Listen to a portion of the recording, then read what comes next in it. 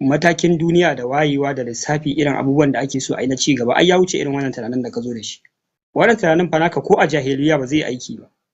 Duk wanda ka ga wai yana da ƙwaƙwalwa a cikin kansa yana magana wai Hausa zalla ko Bafulatani Hausa zalla, to gaskiya ba ƙaramin tataccen jahili bane mara lissafi.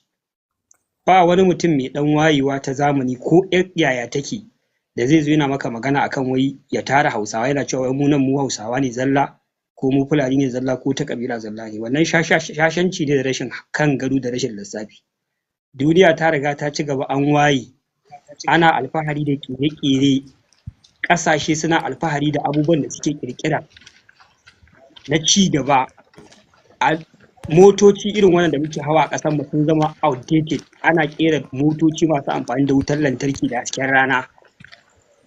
Ana ƙere-ƙere na fasaha da ci gaba da tattalin arziki. Amma kai kana nan ƙwaƙwalwarka kamar ƙwaƙwalwar jakin daji, kana magana wai a ware wata ƙungiya, wai ta wata ƙabila. To ita ƙabilar taka me ta taɓa ƙirƙira ko na abin amfani da zaka tsaya kana wani alfahari ko kana wani tada jijiyoyin wuya wai kai ɗan ƙabila kaza ne.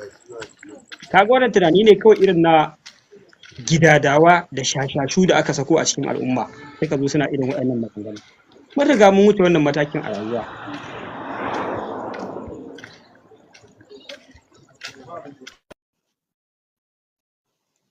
Mun riga mun wuce irin wannan matakin a rayuwa. An riga an ci gaba, ko ire-iren ku da muka samu ɓurɓushin ku a arewa, kuna tasiri ne kawai a ƙauyaku, amma ba kwa tasiri a ƙwaƙwalen mutane masu hankali da sanin ya kamata da suke cikin birni. Ba wani mutum yanzu zaka zo ka same kana cewa wai ku kafa ƙungiya Hausa zalla da shi yana sauraron ka, babu shi in dai yana da hankalin da yake da shi a cikin kansa. Abubuwa ake ta lissafi waɗanda za a ci gaba, rayuwa ta farfaɗo. Arewa ma ana maganan abubuwa in general ne. Matsalar rashin tsaro da ta addabi mutane gabaki ɗaya, duka ƙungiyoyin nan a yi erasing ɗinsu duka, mu dawo free, mu zo mu fara maganan hanyoyi, mu fara maganan masana'antu, dajijjikan mu a fara noma, me noman da zamu iya ciyar da makiyaya su ci gaba da kiwo, a zo a ƙera kamfanoni da abubuwa da za su amfani matasa a arewacin Najeriya. Maganan da ake yi kenan yanzu. Arewa Allah ne ya riga ya halicce mu ƙabilu daban-daban, ga mu nan Allah ya haɗa mu zama, to kuma sai mu bari kawai wani mutum baƙauye mara tunani mara lissafi ya zo yana tada jijiyoyin wuya, yana farfaganda wai wata ƙabila ta ware, wata ƙabila ta ware. Wannan matakin duk an wuce shi a rayuwa. An riga an yi nisa. Ƙasashen maƙota da basu kai mu ci gaba ba, yanzu ka duba ƙoƙarin da suke ta yi na su haɗa kansu, su samar da tsaro na bai ɗaya. Kamar irin ka kalli ƙasashen AES ɗin nan, Nijar, Mali da Burkina Faso. Kalli abin da suke yi. Ƙasashe ne fa masu yare mabambanta, masu addini mabambanta, amma me suke ƙoƙarin yi? Sun yi collaboration a harkar kasuwanci, sun yi collaboration a harkar tsaro. Domin me? Domin shine ci gaba.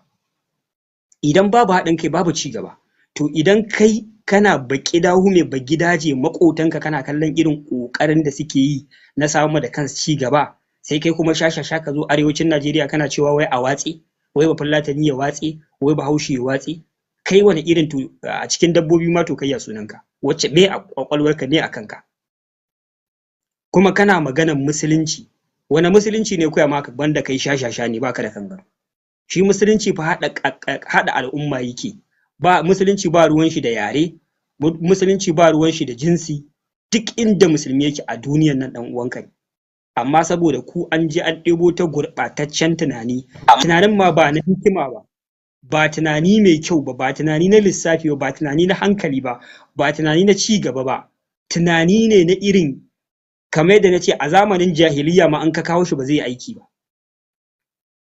Saboda duk inda ake neman ci gaba a duniya haɗa kai ake yi. Ba a warewa a ci gaba. Duk wanda ya ware sai ya ci baya. Yanzu hatta Afirka, da a ce ƙasashen Afirka sun san me suke yi, suna da lissafi, ba su biye maruɗani na manyan ƙasashen turawa sun tarwatsa su ba. Complete ƙasashen Afirka ya kamata a ce muna ƙarƙashin tsaro ne na bai ɗaya. Kamar yadda ake maganan Amerika tana da ƙungiyar NATO da ta kafa na samar da tsaro a tsakanin waɗannan ƙasashen.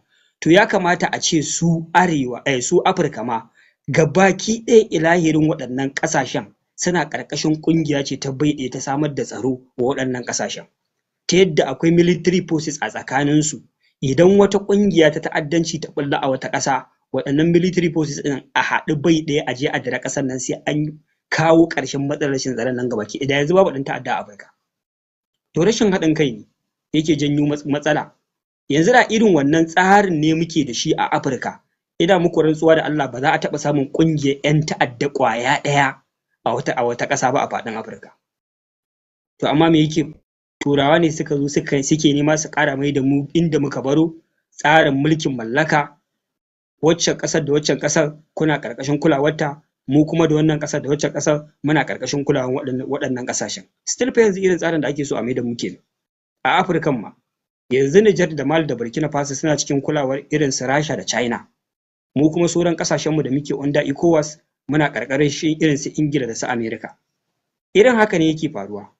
Sai kaga babu haɗin kai, babu fahimtar juna a tsakanin mu baƙaƙen fata da mu a duniya, mu ne wulaƙantattu, mu ma aka bari a baya a kowane irin ci gaba a faɗin duniya. Amma haka ne ma hanyar yin rikici muke da juna. To ba a tsaya nan ba, mu kuma a arewa kawai sai aka jarabce mu da wasu jakuna, yanda ka san jakunan daji, wai sun bayyana wai Hausa zalla, Fulani zalla, ta ƙabila zalla, ka ji mahaukata. Ana maganar Afirka ma ta haɗe ba ma arewa ba, to su shashashu arewan ma so suke sai sun fasa ta. Kuma suna so su je su ci galaba a kan ƙauyawa, su sa musu datti a cikin ƙwaƙwalansu, su sa musu wata gaba da ƙiyayya ta musamman, su sa ƙiyayyar Bafulatani shugaba, su sa ƙiyayyar malami Bafulatani da shi ma a sa mai ƙiyayya. Wawanci kawai da shirme. Wani irin mutane ne mu muke da su ne mu arewa? Gashi a ƙasa ɗaya muke amma can gefen kalli tsarin da suke da shi. Kun mun fi su rabo yare ne? Abuna wannan shirman. Sai mu kawai mu zo mu ɗauki wata hanya wacce ba mai ɓullewa ba ce. Kuma ga su nan ba sa gajiya, dimin da'iman yadda ka san sallah guda 5 a wuni, haka suke kullum ranar duniya sai sun zo sun yaɗa wannan sharrin, sannan hankalin su yake kwanciya. Kuma su ne mafiya shan wahala a yankin Afirkan, su ne mafiya ƙasƙanci a yankin Afirkan, a yankin Arewa, domin duk waɗanda ga suna irin wannan ƙungiyoyin Hausa zallan nan, wala za ga duk a ƙauyaku sai ƙauyakun nasu babu komai, babu wani abin alheri aka musu na rayuwa.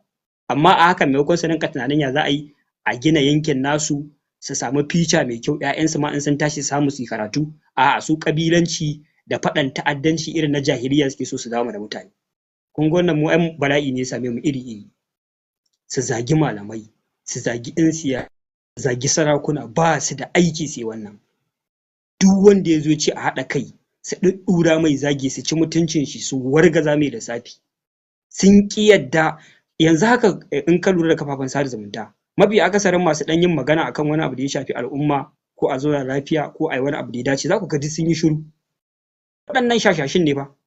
Kana da ɗan mutuncin ka, kana darajar ka da iyali, ko malamin addini ne kai ko wani babban mutum ne kai, da ka zo ka ɗan yi wani rubutu da zai kama arewa ci gaba, sai a sako waɗannan karnukan sako ka a gaba, su ta zagi, su ta cin mutunci, sai ka ga kamar wani zunubi kai mai girma. To mu daidai muke da ku. Mu duk zagin da za ku yi da haushin da za ku yi na karnuka, sai dai mu saurara mu kuma mu ci gaba da faɗa muku gaskiya. In ba ku karɓa ba, iyayenku da magabatanku duk wasu suna karɓa, kuma muna ganin yadda suke sauka daga tafiyar nan taku.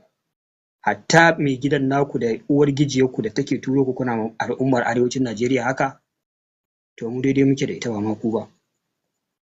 Allah ya sa mu dace. Saƙon da nake so na aika shi ne, da yawa musibu za su ringa faruwa ko wasu al'umma ko iya wani yanki baka sanya akai suke faruwa ba. Suna da dalili. Yanzu idan kuka kalli a faɗin duniya, mafi akasarin al'ummar da take cikin wata masifa, take cikin bala'i, za ku ga wannan al'ummar ta musulmi ce. Idan ƙasa ce, ko ga wannan ƙasar an haɗa yaƙi, ana ta kashe-kashe, ana tada bama-bamai, za ku ga ƙasashen musulmi ne. An tsani musulmi, an sa su a gaba. Ba wai ana ƙin addinin musulunci ba ne, domin addinin musulunci ba addinin gaskiya ba ne, ko kuma addini musulunci yana koyar da wata mummunar abu ba. A'a, su kansu turawa sun yadda babu wani addini na gaskiya da yake da tataccen tsari da zai taimaki ɗan adamtaka kamar addinin musulunci. Amma su kuma me, ya ci karo da tsarin rayuwarsu, ya ci karo da kasuwancinsu. A don haka ne kawai suka tsani addinin musulunci. Kuma da suka tsani addinin musulunci, ba wai sun zira masa ido ba ne, domin idan ka zira musulmi ido zai kai wani matakin da ba yadda ka iya da shi, dole shi ne zai mulke ka bisa tsari irin na addinin musulunci. Shi kuma tsari na addinin musulunci duk wani abu haramtacce wanda so halastacce ne a wurin shi yana faɗa da shi. Saboda haka idan musulunci ya zama shine addinin da yake ruling a duniya, duk wani abu da suka gina zai rushe na harkar kasuwancinsu. A don haka ne suka fara lissafe-lissafe ya za a yi su jefa mu cikin irin wannan masibin, wanda da su za mu yi ta faɗa har ƙarshen rayuwarmu, da rarrabuwar kai ta yadda ba za mu taɓa iya samun natsuwar da za mu haɗa kai mu ce za mu yi wani abu na tsari da zai taimake mu ba, mu mulki duniya. Sun yi amfani da fina-finai, za ku ga duk wani fim da za a ƙirƙira a Hollywood ko a ƙasashe irin su India, za ku ga ana ayyana musulmi ne a matsayin ɗan ta'adda. Shi ne zai fito mai ƙunar baƙin wake, shi ne zai zo ya samu mutane ya sa musu bom su mutu, shi ne zai zo ya kashe mutane. Shi ne dai musulmi yake da wata mummunar manufa wacce ko ƙaramin yaro idan ya kalla zai gane cewa addini kaza ga irin abin da wannan addini ya ƙunsa. A cikin ɓangaren fina-finai kenan. A zahiri kuma sun ƙirƙiri ƙungiyoyi na ta'addanci da suka baza su a faɗin duniya. Wata ƙungiyar ma su da kansu suke sa ta yi wata ɓarna a ƙasarsu domin su je su rusa wata ƙasa ta musulmi da suka san tana da wani tsari, kamar irin tsarin da suka yi a Afghanistan. Aka ce Osama bin Laden ya ji ya rusa wannan gida, daga baya aka je aka ma Afghanistan waɗannan ɓarnar. Kamar irin tsarin da suka yi a Iraki, kamar irin tsarin da suka yi a Libya, kamar irin tsarin da suka yi a Syria, kamar irin tsarin da suka yi a Somalia, kamar irin tsarin da suka yi a Sudan. Za ku ga hatta a ƙasashen Afirka ma, in dai yaƙi ne nasu, za ku ga ƙasashen da ake musulunci suke zuwa suke farmawa da irin waɗannan rigingimin. Ƙungiyoyi irin na terrorism da za ku gani, za ku ga suna zuwa idan za su yi wani abu na ta'addanci sai sun yi bidiyo. Za a zo a haska mutane kamar 10 ko 20, a zo a musu yankan rago ana kabbara, a yaɗa a duniya, ta yadda duk wani mutum mai ruhi mai ɗan adamtaka idan ya kalla aka ce mai wannan shine koyarwa addinin musulunci, zai je yana matuƙar ƙyamar addinin musulunci. To me yasa ba sa son musulunci? Musulunci ya haramta caca. Caca shine babban kasuwancin kafiran duniya.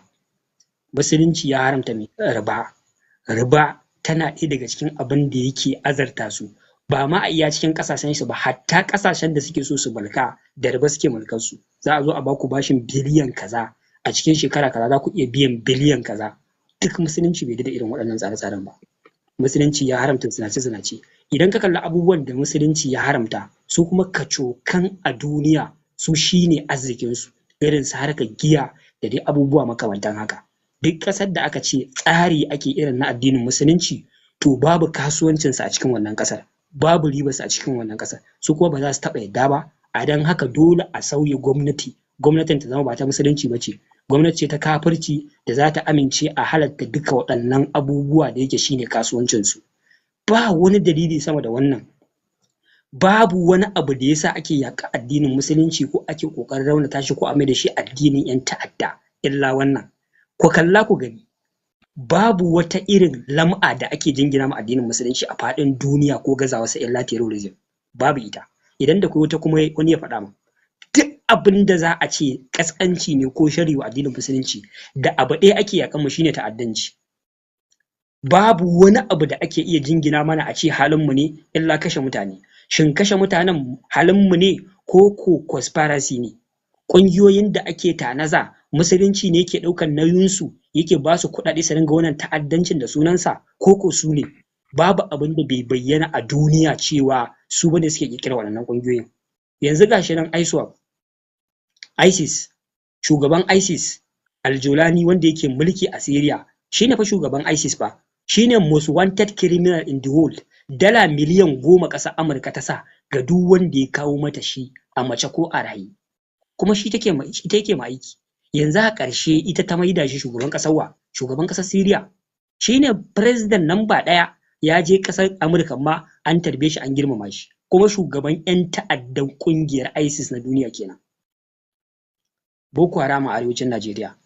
Kowa ya ji labarin Boko Haram da irinsu Al-Qaida. Kowa ya ji yadda ake ana pounding ɗinsu da kuɗaɗe. Daga ina ne? Tushen Amerika ne. Suwa suke sarrafa Amerika? Isra'ila ce. bari in ga duk ma wata masifa ko Usamu su suka yi creating nashi ba wani duk Usamu. wata musiba duk wata musiba a duniya da ake jingina wa musulunci, this is the only purpose. Musulunci ba addinin ta'addanci bane, musulunci bai koyar da wani abu na sharri. Hasali su kansu wasu abubuwa suka ɗauka na koyarwa addinin musulunci suke amfani da shi a aikace, mu kuma suka ƙi yadda mu yi amfani da shi a aikace. Yanzu ku kalli ƙasar Saudiya. A cikin ƙasashen musulmi ƙasar Saudiya ce kaɗai ba a yaƙi. Wasu mutane suna ganin raunin Saudiya akan wasu umarni da ƙasar Amurka take basu suna bi. Sharrin Amerika ya wuce yadda kake tunani, babu wanda bata fi ƙarfi a faɗin duniya ba. Da musuluncin take faɗa da ka'idojin shi. Musulunci ya haramta shan giya, musulunci ya haramta caca. Yanzu idan ku Saudiya ba kwa so mu hallaka shugabanninku, mu ce ku 'yan ta'adda ne, kuna da tsatsauran ra'ayin addini, to dole ku sassauto da waɗannan ra'ayin na musulunci da waɗannan dokokin da suka hana mu zo ƙasar ku mai kasuwanci mu samu kuɗi mu ci riba. Shine ku kyale mu zo mu gina stadium a kwallo, ku kyale a dan buɗe gidajen rawa, ku dan kyale a buɗe gidajen caca, ku dan kyale a buɗe gidajen shan giya. Na san lokacin da al'ummar musulmin duniya suka ringa attacking din Saudiya bisa waɗannan abubuwa da suka bari. Wallahi sharrin mutanen nan ba da musulunci suke faɗa ba, dokar shari'ar musulunci ita ce mafi hatsari, ita ce wadda take taka musu birki daga kasuwancinsu na duniya. Yanzu da Saudiya ta bari ana waɗannan abubuwan, kun ji an kirkiri ƙungiyar Al-Qaida a cikin Saudiya? Kun ji an kirkiri ƙungiyar ISIS a cikin Saudiya? A'a, ba kirkira ba. Amma kuma a haka da suka bari aka yi wannan abun, ba fa barinsa suka yi ba. Haka kuma sai sun dinga cin moriya da su a kasuwancinsa na sai da makamai. Haka nan za ku ga ana yaƙi, Saudiya ta shiga a cikin Yemen, ana yaƙi da Houthi waɗanda Iran take mara musu baya da Saudiya. An sa ta dole sai ta sai air defense system masu mugun tsada, saboda dai su kasuwancinsu daga caca sai giya sai zinace-zinace sai kuma waɗannan makaman da suke kerawa a duniya domin su sai da su ci riba. Saboda haka duk wani musulmi ko wanda ba musulmi bai fahimci wannan gabar. Idan kana kin musulunci ne saboda wannan abubuwan da ake jingina mana, wallahi sai conspiracy. Kuma in kana ganin abin da muke ga maka ba gaskiya bane, ka ci gaba da bibiya, wata ran Allah zai haska maka gaskiya. Kai kuma Usama kaɗan saka mut sako ne da sun karasa isar da shi. Saboda haka idan kai musulmi ne, kai alfahari da addininka.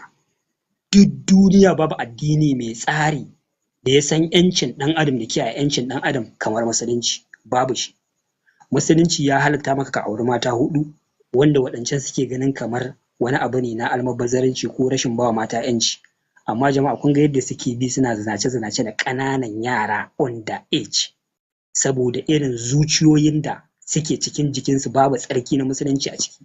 Yanzu kun ga yadda aka tona asirin shugabannin duniya, mafi akasarinsu da suke cewa suna ƙoƙarin kare 'yancin ɗan adam da hana zalunci a ban ƙasa, su ne suke zaluncin da dabbobi ma ba sa yi. Dabba ba ta irin zaluncin da waɗannan shugabannin da suke mulkan waɗannan manyan ƙasashen duniya suke yi. Su je su zina da ƙaramar yarinya 'yar ƙarama sannan su kashe ta, sai sacrifice da rayuwarta. Waɗannan su ne. Saboda haka mu muna alfahari da musulunci.